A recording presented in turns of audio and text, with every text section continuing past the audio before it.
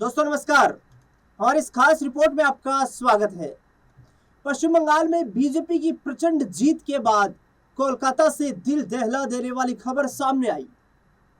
पश्चिम बंगाल में भारतीय जनता पार्टी के नेता और मौजूदा नेता प्रतिपक्ष शुभेंदु अधिकारी के निजी सहायक चंद्रनाथ रथ की बीते बुधवार देर रात गोली मारकर हत्या कर दी गई।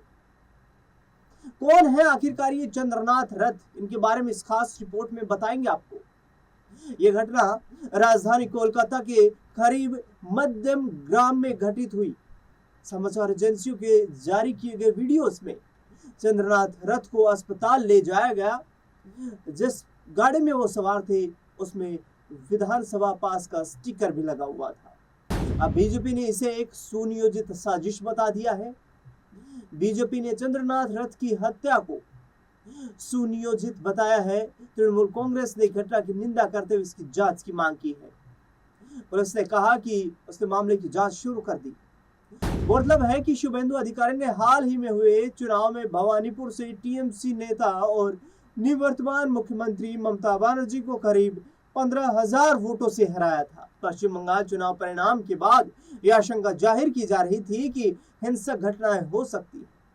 राज्य में तोड़फोड़ और हिंसा की कई खबरें आने के बाद भारतीय जनता पार्टी ने बयान जारी कर आरोप लगाया था कि तृणमूल कांग्रेस यानी कि टीएमसी के लोग अपनी पहचान बदलकर ऐसी घटनाओं को अंजाम दे रहे हैं और इन्हें बर्दाश्त नहीं किया जाएगा। इस घटना के बारे में बंगाल के डीजीपी ने क्या कुछ कहा है वो जानकारी आपको देते हैं। राज्य के डीजीपी सिद्धनाथ गुप्ता ने समाचार एजेंसियों से कहा, मामले की जांच शुरू कर दी गई है। इस क्राइम में जिस गाड़ी का इस्तेमाल किया गया था उसे जब्त कर लिया गया है, लेकिन गाड़ी की नंबर प्लेट गलत है। हमें घटनास्थल से जिंदा कारतूस भी मिले हैं। चश्मदीदों के बयान और अब तक मिले सबूतों के आधार पर इन्वेस्टिगेशन को आगे बढ़ाया जा रहा है। वहीं शुभेंदु अधिकारी ने घटना पर टिप्पणी करते हुए कहा, एक सुनियोजित हत्या थी। डीजीपी ने भी यही बताया। 2-3 दिन पहले रेकी की गई थी। उन्होंने कहा कि ये टीएमसी के 15 सालों के महाजंगल राज का परिणाम है। शुभेंदु अधिकारी ने कहा, हम सब शोक में हैं। अपने दुख को बयान करने के लिए हमारे पास शब्द नहीं है। हमारे केंद्रीय नेतृत्व ने घटना की जानकारी ली है। कैबिनेट मिनिस्टर सुकांत मजूमदार ने चंद्रनाथ रथ के परिवार और पुलिस से बात की है। पूरी पार्टी इस मामले में एकजुट खड़ी हुई। अब टीएमसी की तरफ से इस घटना की निंदा की गई है।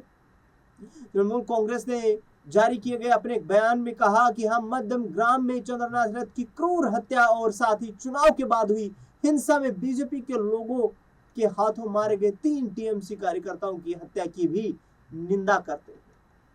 टीएमसी ने कहा कि वे इस पूरे घटनाक्रम पर सख्त कार्रवाई की मांग करते हैं। पार्टी ने बयान में कहा कि हम मांग करते हैं कि अदालत की निगरानी में सीबीआई की जांच हो ताकि दोषियों की पहचान कर उन्हें बिना किसी देरी के न्याय के कटघरे में लाया जा सके। लोकतंत्र में हिंसा और राजनीतिक हत्याओं की कोई जगह नहीं है और दोषियों को जल्द से जल्द जवाबदेह ठहराया जाना चाहिए। अब आपको बताते हैं कि आखिरकार कौन थे ये चंद्रनाथ रथ। समाचार एजेंसी पीटीआई के मुताबिक 41 वर्षीय चंद्रनाथ रथ मूल रूप से पूर्वी मेदिनीपुर जिले के चांदीपुर के रहने वाले थे। वो शुभेंदु अधिकारी के बेहद करीबी थे और राज्य की राजनीति में अधिकारी के उभार का क्रेडिट भी उन्हें ही जाता है।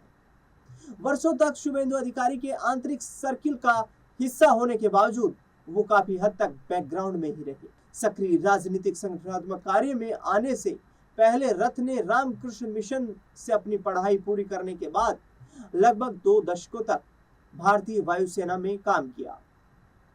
परिवार के करीबी लोगों ने बताया कि अपने छात्र जीवन के दौरान ही वो रामकृष्ण मिशन की विचारधारा से गहराई से प्रभावित थे।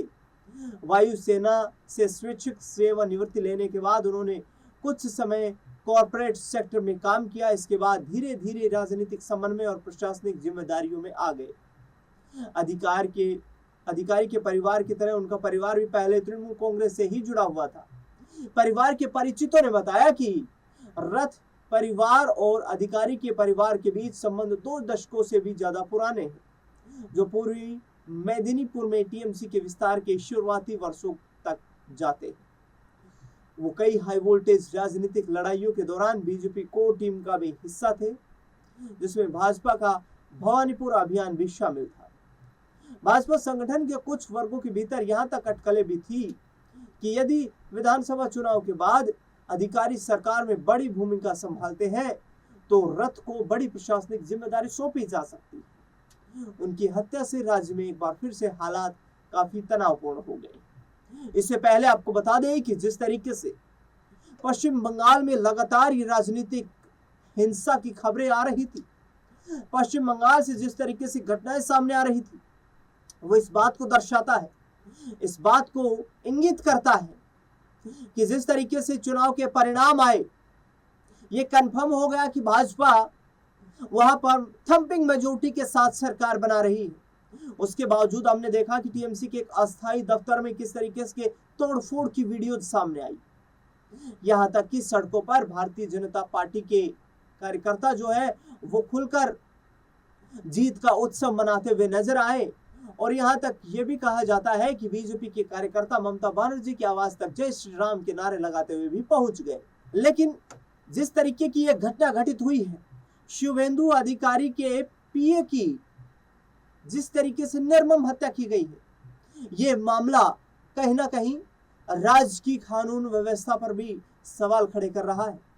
हालांकि शुभेंदु अधिकारी ने सीधे तौर पर टीएमसी को जिम्मेदार ठहरा दिया है। टीएमसी ने इसकी सीबीआई जांच की मांग कर दी है।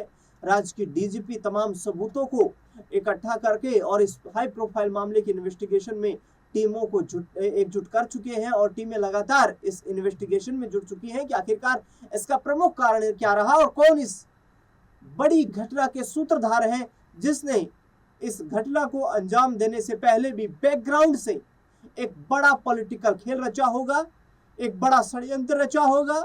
और जिस तरीके से खबरें ये आई है कि रैकी की गई 2-3 दिनों तक, तो उसके दौरान क्या चंद्रनाथ रथ ही उनके निशाने पर थे कि चंद्रनाथ रथ को निशाना बनाया जाए, जिससे कि बीजेपी को कमजोर किया जा सकता है।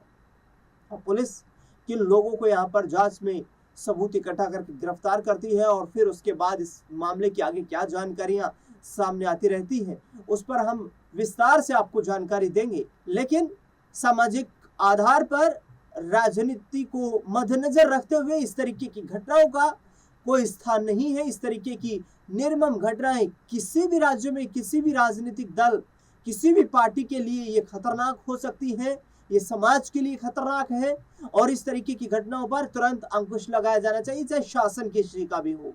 राजनीति मुद्दों की होनी चाहिए, लड़ाई मुद्दों पर होनी चाहिए, ना कि किसी व्यक्ति को जान गंवाकर उसका खामियाजा भुगतना पड़े। दरअसल बता दें आपको कि टीएमसी की तरफ से भी आरोप लगाए गए हैं कि इस तरीके की जो चुनावी हिंसा हुई है उसमें टीएमसी के भी 3 कार्यकर्ताओं की इससे पहले मौत हो चुकी है। लेकिन शुभेंदु अधिकारी के पीए की जो इस तरीके से निर्मम हत्या की गई है, उस पर क्या क्या बड़े खुलासे होते हैं, इसका हमें इंतजार है और वो जानकारी आप तक हम सबसे पहले पहुंचाने का काम भी करेंगे। इस खास रिपोर्ट को लेकर के आपका क्या कुछ कहना है, हमें कमेंट बॉक्स में आप जरूर बताएं। देश दुनिया से जुड़ी लगातार बड़ी खबरों के लिए आप बने रहे हमारे साथ। धन्यवाद।